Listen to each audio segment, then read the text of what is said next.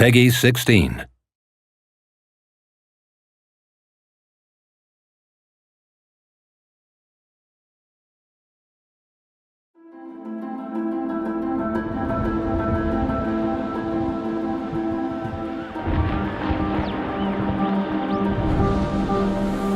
When I first heard about the idea of developing a game with such important and so many water locations, it did cause a little bit of panic, to be honest, because these things are traditionally very hard to do in real-time CG.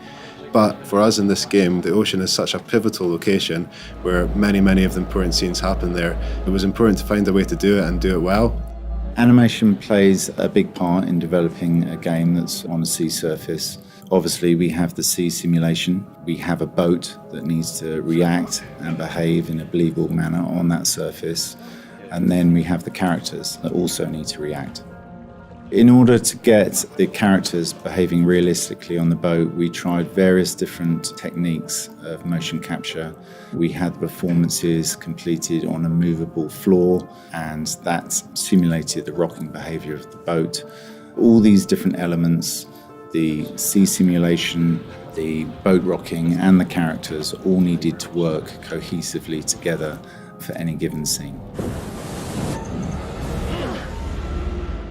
We have a procedural sea surface that's used throughout the game. It can generate varying levels of storminess, so it can go from calm right up to a raging storm that we see in one of the levels.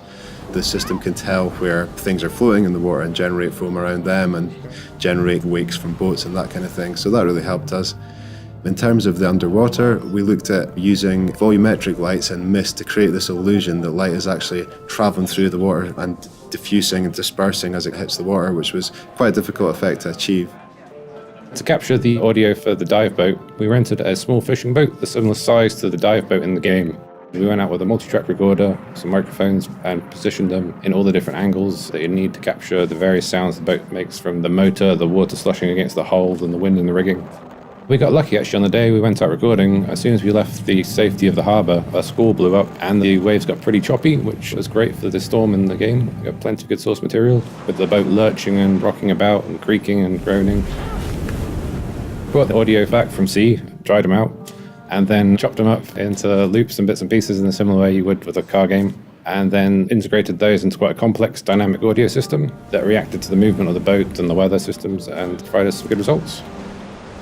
As the storm encroaches in the game, we ramped up the audio elements of the wind and waves, and the boat engine becomes more dynamic and reactive.